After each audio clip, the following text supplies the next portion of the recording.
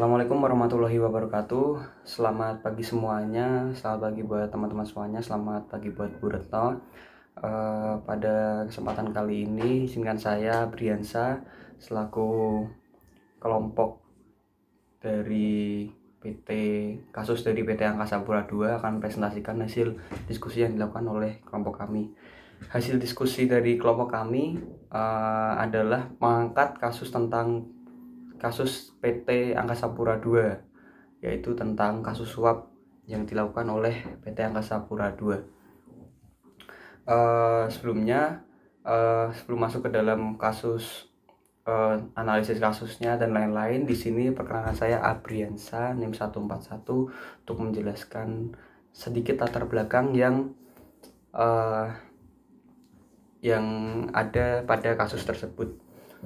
Nah, yang pertama itu saya akan menceritakan sedikit. PT Angkasa Pura merupakan suatu perusahaan yang mengelola bandara-bandara yang ada di Indonesia. Nah, pada saat itu PT Angkasa Pura akan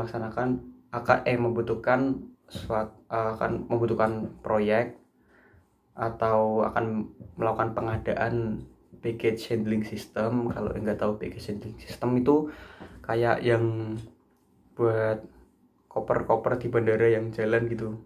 Kalau nggak tahu, kalau ada yang pernah lihat Toy Story 2 yang di koper-koper itu yang kopernya pada jalan, nah itu seperti kayak gitu, namanya baggage handling system. Nah, baggage handling system itu dibutuhkan di sekitar kurang lebih 6 bandara yang akan dipasang di Indonesia yang dihandle sama PT Angkasa Pura itu. Nah, kasusnya di sini itu adalah kasus penyuapan ya.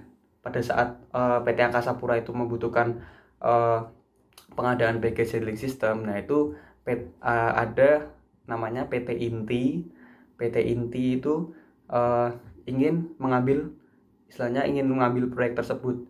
Nah, agar proyek tersebut bisa dapat oleh PT Inti, makanya PT Inti itu seperti kayak memberikan uang kepada PT Angkasa Pura agar proyek baggage handling system itu bisa dikerjakan sama PT Inti.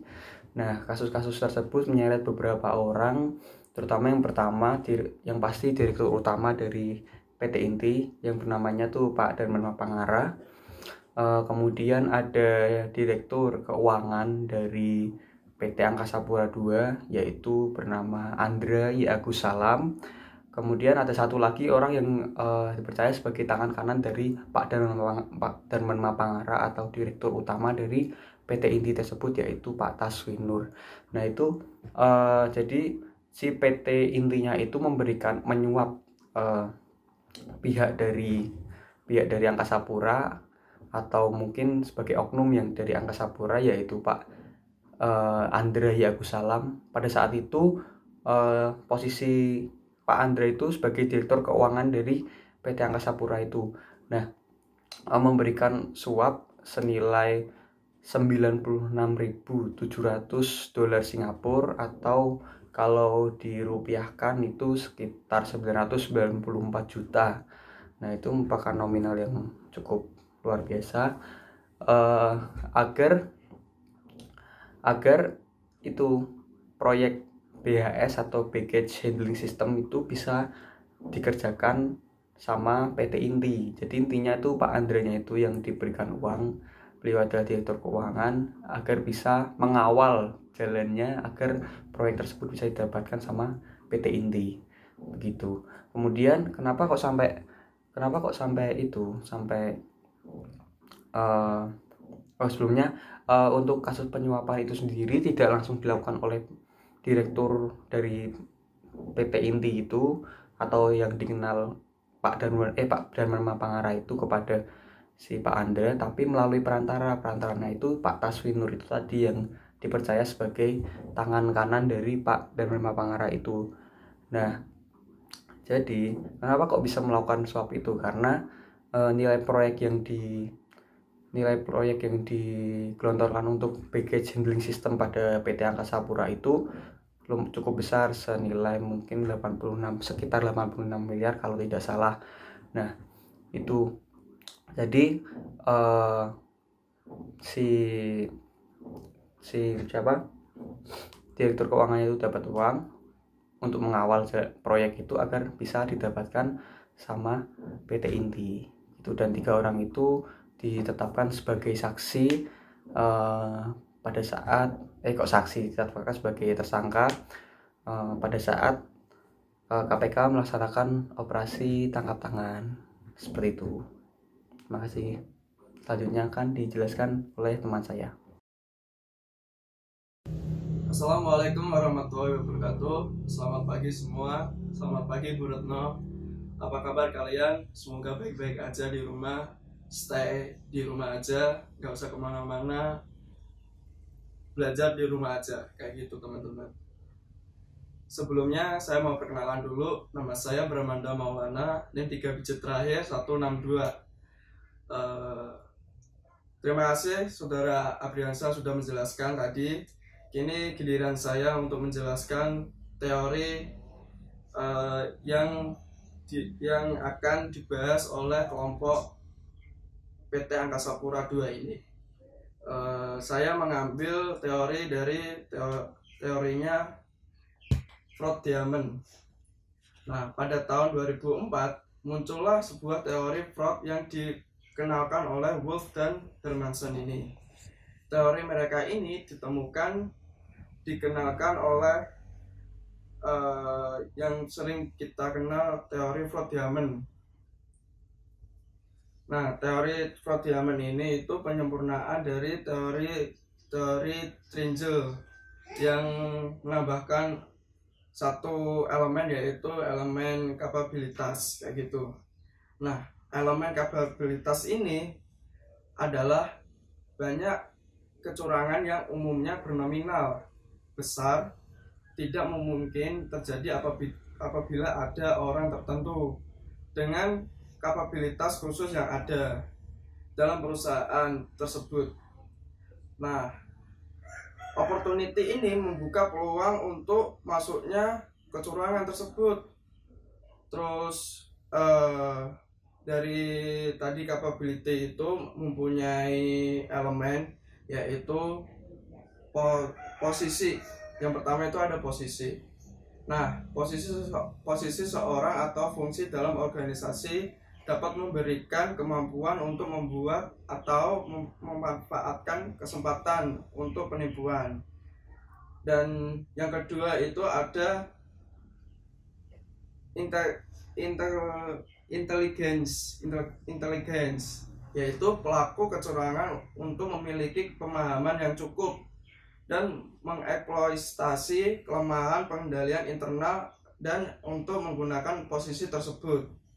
Yang ketiga itu adalah confidence atau ego. Individu harus memiliki ego yang kuat untuk keyakinan yang besar dia untuk akan mendapatkan kecurangan tersebut. Tipe kepribadian umum ini termasuk seorang yang didorong untuk berhasil untuk semua biaya, egois, percaya diri, dan sering memintai diri sendiri, kayak gitu. Dan yang keempat itu ada coercion. Coercion ini pelaku kecurangan dapat memaksa orang lain untuk melakukan atau menyembunyikan penipuan tersebut, kayak gitu. Dan yang kelima itu ada deceit. Nah, deceit ini itu penipuan yang sukses membutuhkan kebohongan efektif dan konsisten, kayak gitu. Dan yang keenam terakhir ini stres. Nah, stres ini membuat individu harus mampu mengendalikan stres karena melakukan tindakan kecurangan tersebut dan menjaga agar tetap tersembunyi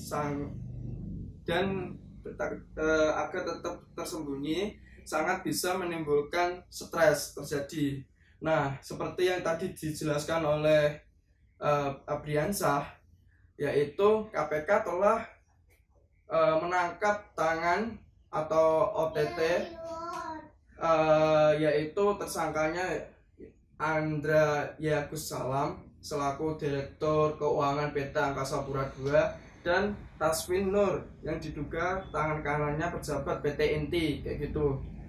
Nah, dalam kasus ini telah menetapkan Dirut Utama PT Inti Darman sebagai tersangka suap antar BUMN. Dalam kasus ini ia diduga telah menyuap Direktur Keuangan PT Angkasa Pura Pak Andra dengan uang senilai 994 juta, kayak gitu. Dalam proyeknya yaitu Beijing Handling System atau BHS, yang orang sering bilang itu penanganan bagasi di 6 bandara.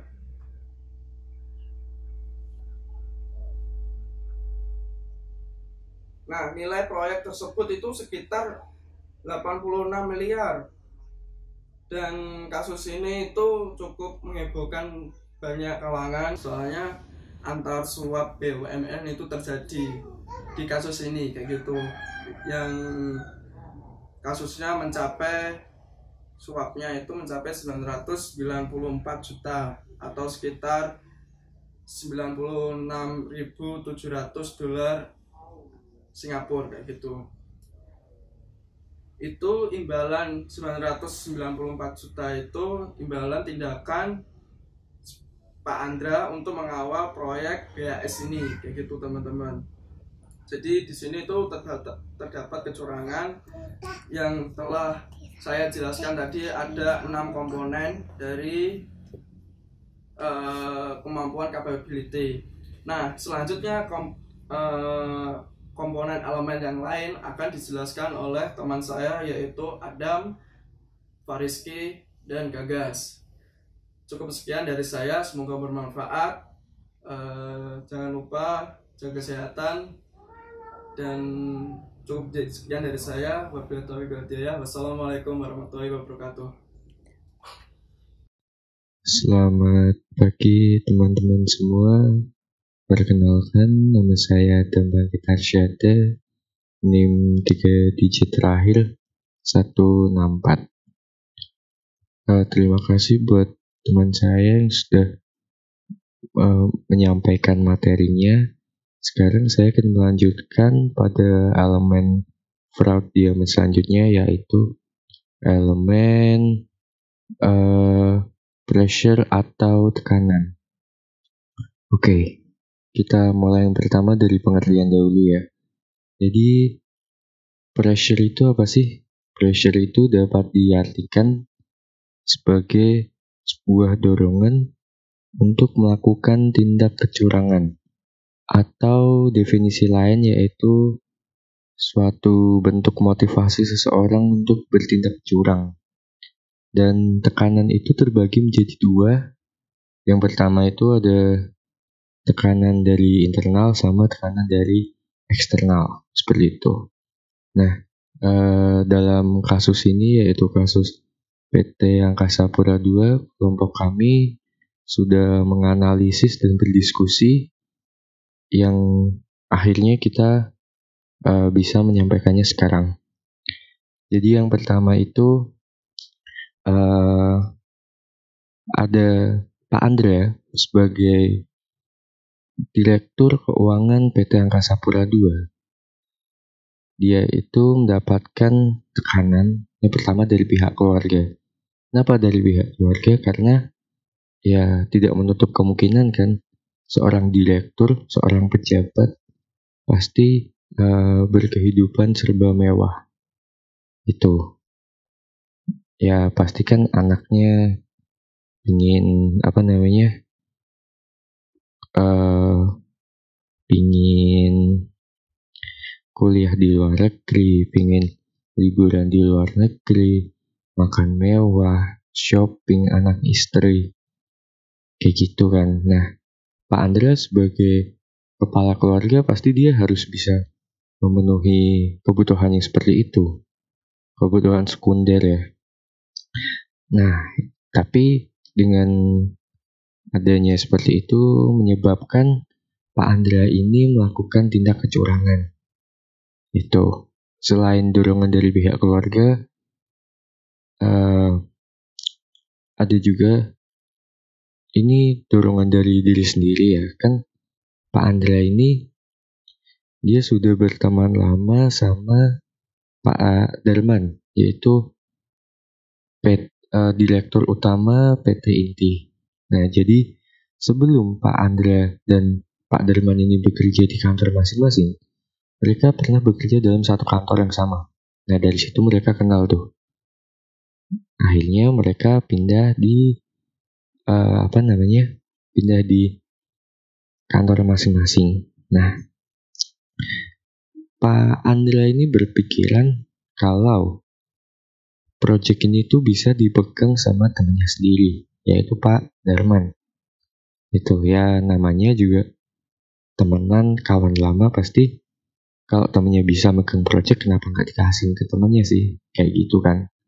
Akhirnya ya Pak Andra ini mempunyai semacam tekanan dari dalam diri sendiri sih. Bukan tekanan, ya tekanan, dorongan itu tadi, kayak ini harus dikerjain sama temen, kayak gitu. Nah, selain itu tadi, Pak Andra itu ternyata juga sudah menerima uang sejumlah 96 dolar Singapura. 96.000 dolar Singapura kalau tidak salah ya. Nanti akan kami cantumkan di dalam video. Nah, seperti itu. Dan proyek ini itu bernilai 86 miliar rupiah.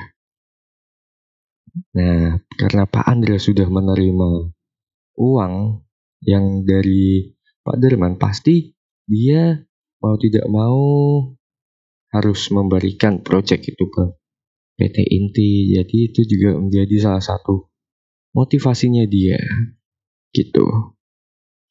Terus selanjutnya itu ada Pak Taswin. Jadi Pak Taswin ini dia posisi di dalam kasus ini ya, dia itu sebagai orang yang cuman ngasihin duit perantara lah ya sebutannya. Perantara. Jadi si Pak Taswin ini bertugas memberikan uang dari Pak Darman ke Pak Andra. Nah, Pak Taswin sendiri, dia itu tangan kanannya atau orang kepercayaannya si Pak Darman. Nah, jadi dia pasti sebagai seorang kepercayaannya Dirut, dia pastinya mau melakukan itu. Kalau saja dia tidak mau melakukan pemberian uang itu tadi, pasti karirnya Pak Taswin ini akan terancam. Nah, itu menjadi salah satu pressure untuk Pak Taswin yang akhirnya melakukan perbuatan seperti itu. Terus untuk Pak Darman sendiri, dia itu kan seorang dirut. Pastinya dia ingin agar perusahaannya itu tetap jalan. Seperti itu.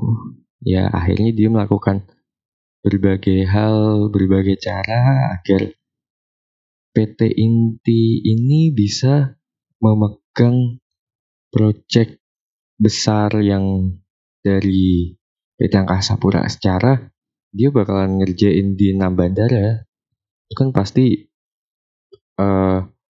proyek yang gede, dan nama baiknya si perusahaan ini kan pasti juga, kalau pekerja baik pasti akan melambung juga, kayak gitu.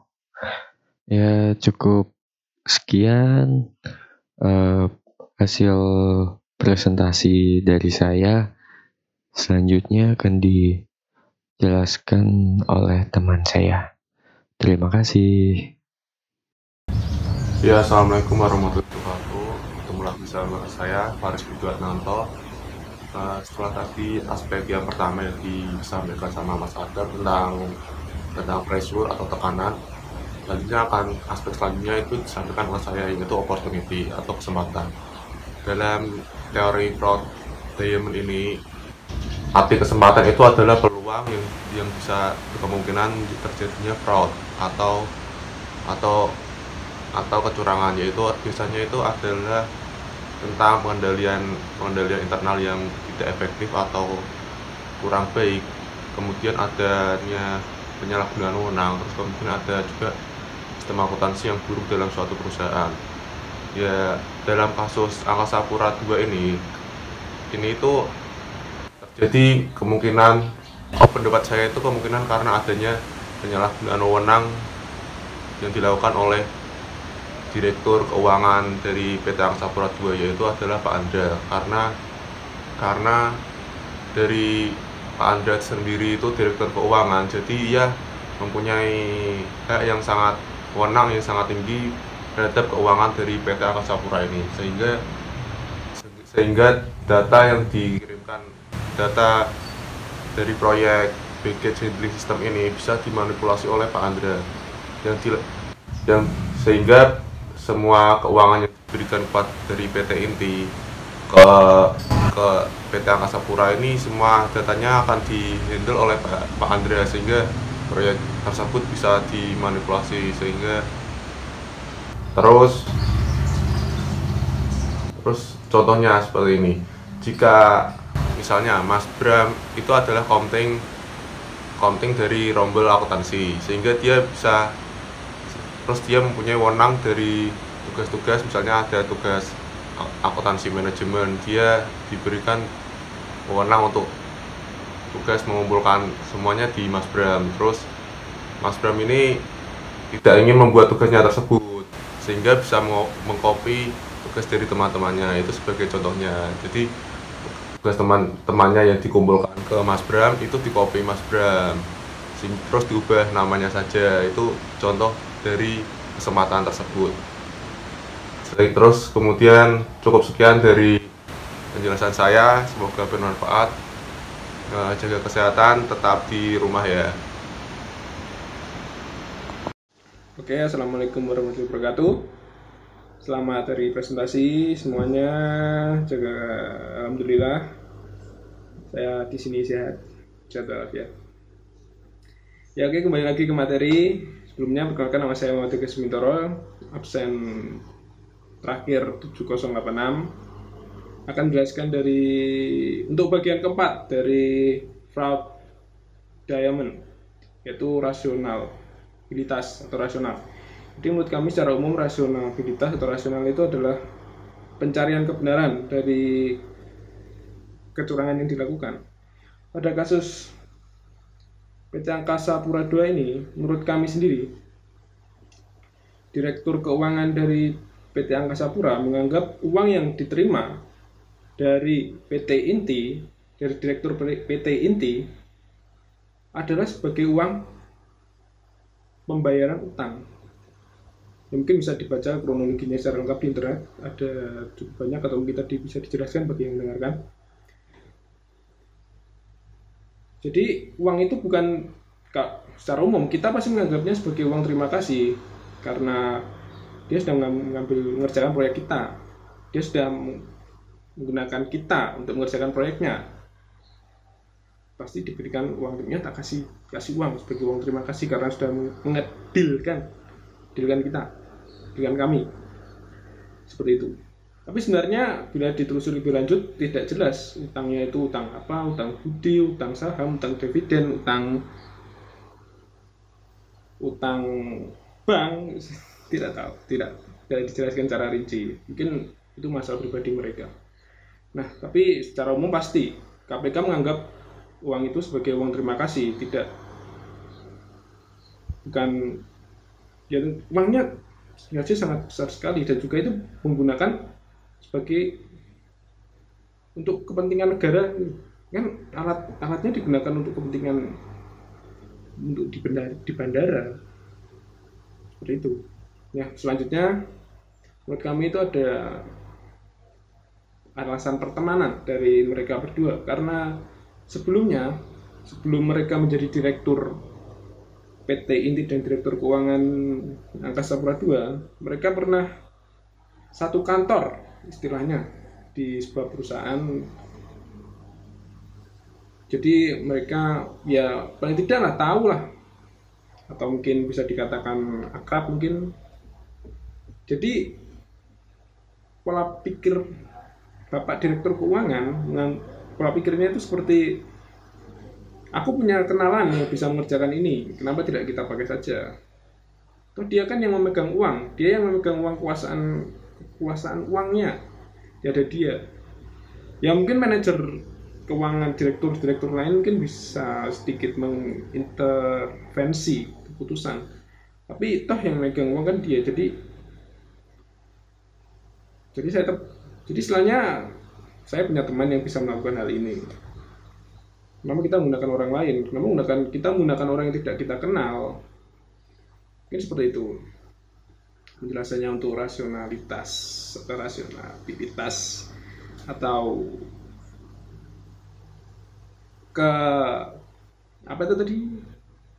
pembenaran diri dari kasus suap untuk Angkasa Pura II yang nilainya untuk kita sebagai orang-orang biasa sangat besar. Ya mungkin itu saja dari kelompok kita sebagai presentator pada hari yang cerah ini, hari yang indah ini. Ya mungkin itu saja dari kelompok kami. Kurang lebihnya mohon maaf. Tetap jaga kesehatan, jangan lupa jaga kebersihan, karena kebersihan sebagai dari iman. Dan juga Tuhan itu suka dengan keindahan. Ya sekian dari kelompok kami mohon maaf bila ada kekurangan maupun salah kata yang disengaja maupun tidak disengaja. Sekian dari kelompok Angkasa Pura II untuk presentasi kasus akuntansi perilaku. Saya akhiri. Wassalamualaikum warahmatullahi wabarakatuh.